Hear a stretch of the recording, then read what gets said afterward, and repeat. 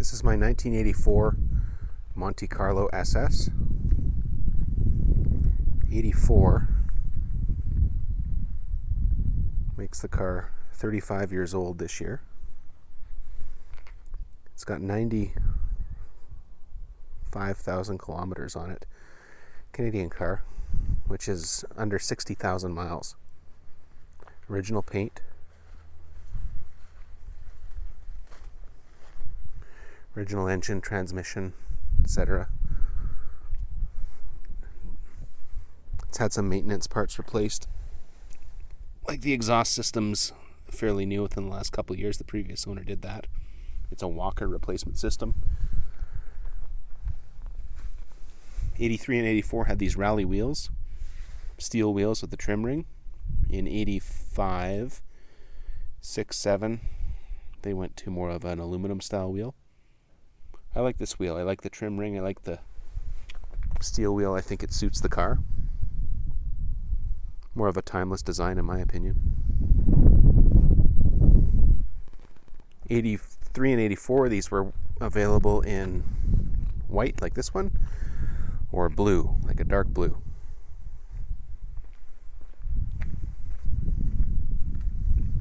This one has the blue interior. Again, in 85, they had a couple more colors, like a maroon color and some other colors. And a lot of them had a red interior, which I don't think has aged as well as this. You look at this. This thing's been looked after. Look at the dash. None of the buttons are faded. Cruise control markings a little bit faded, but like everything else is really, really clean.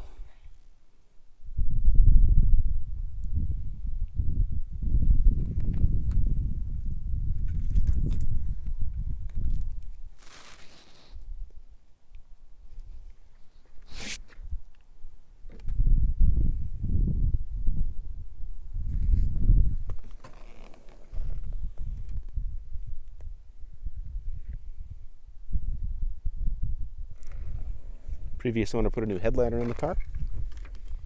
That's a common problem in these cars, sagging headliners.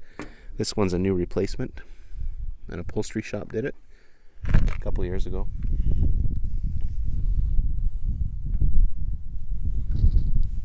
But it's been looked after. You just look at the vinyl along here and the trim. And even these door handles and the door locks, usually these are all scratched up. I don't think that's been painted. I think that's original. I really think the car's just been really looked after by a couple of owners. I think I'm the third owner, I believe.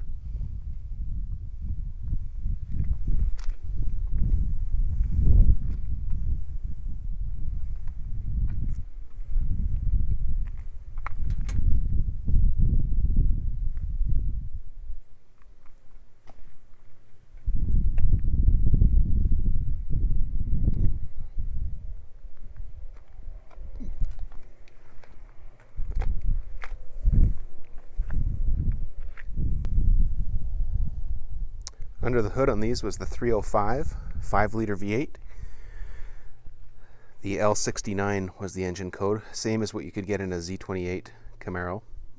180 horsepower, 220 pound-feet of torque, something like that. Not a screamer by any stretch, but it was okay.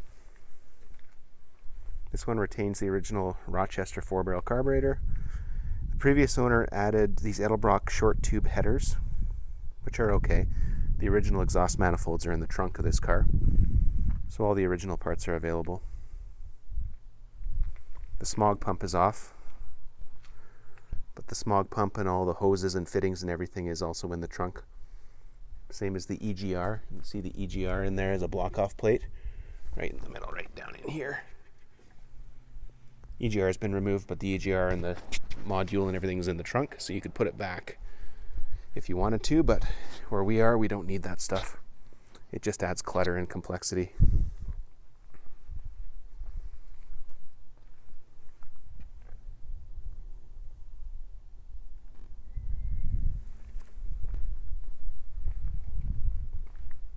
Turbo 350 transmission, 3-speed automatic. This one has the lockup torque converter. It's the Turbo 350C, I think they call it, with the lockup torque converter. So it saves you a couple of hundred RPM on the highway when that torque converter locks up.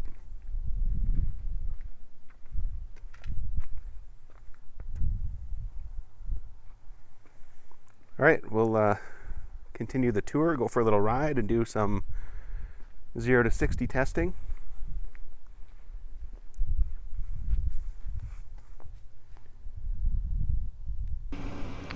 All right, we're going to go for a ride in the 84 Monte Carlo SS.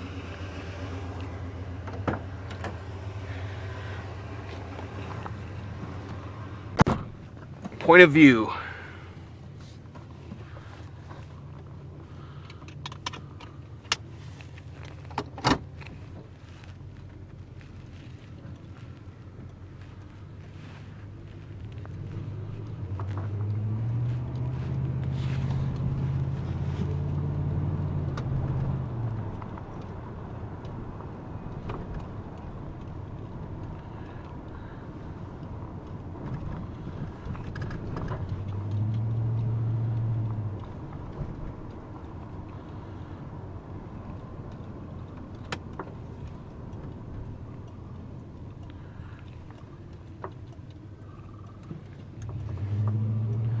Part throttle.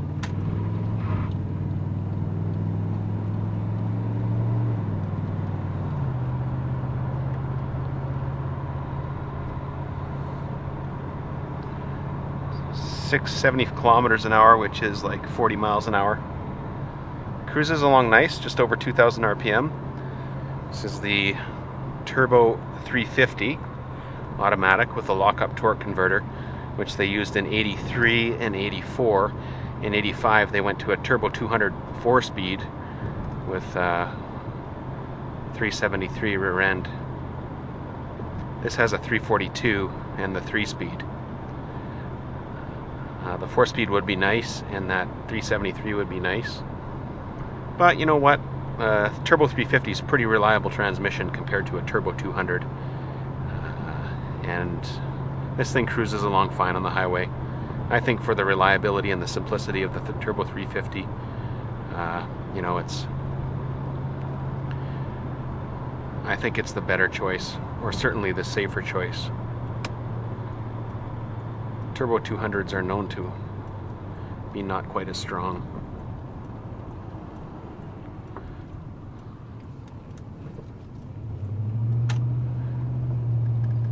Let's go full throttle here for a second. First gear. Rubber in second gear. You see the tack goes all funny. I don't know if you saw that, but the tack does not work at full throttle. It jumps all over the place.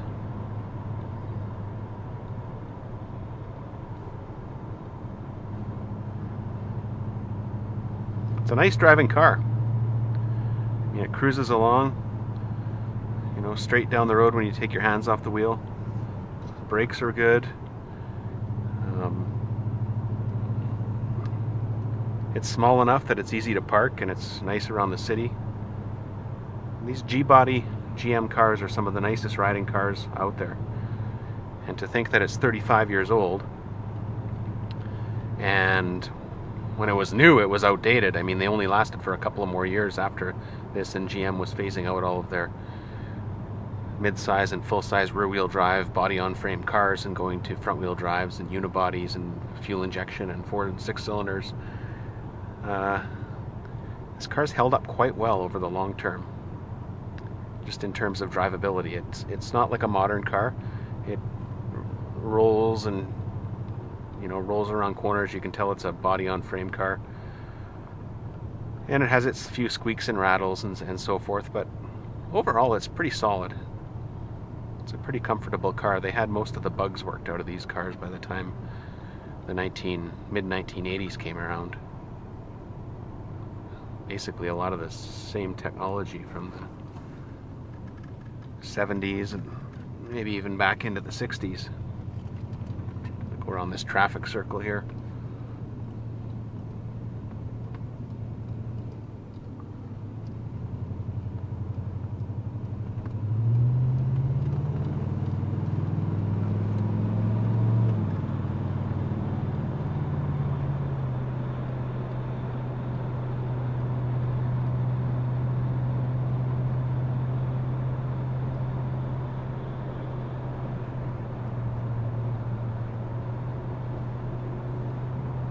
Everything works on this car, even the clock. You'll see it there. Cruise control works. There we go. Set the cruise control at 55 kilometers per hour.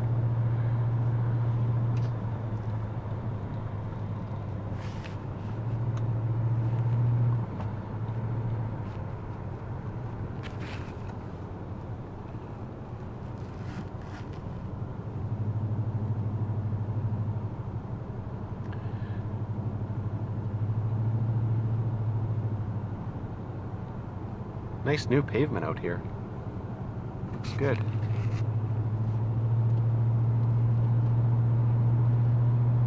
And it's a quiet road. It doesn't get much traffic. It's a new development out here west of Calgary, Alberta.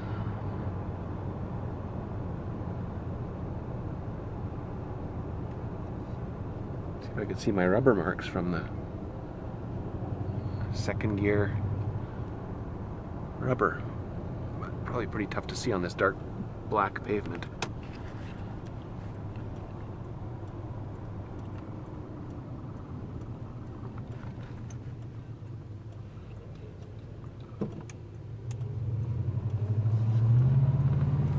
Rochester 4-barrel 305, all stock, 180 horsepower, 220 or 30 pound-feet of torque.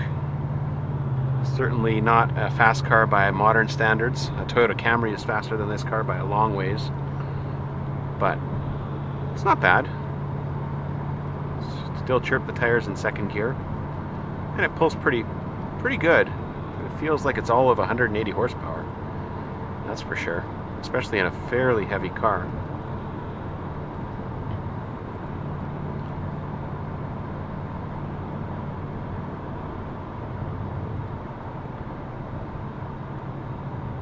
Anyway, thanks for going for a little ride with me. You can check out my other videos. And please like and subscribe to the channel for more videos like this and other interesting automotive related stuff. Thanks for watching.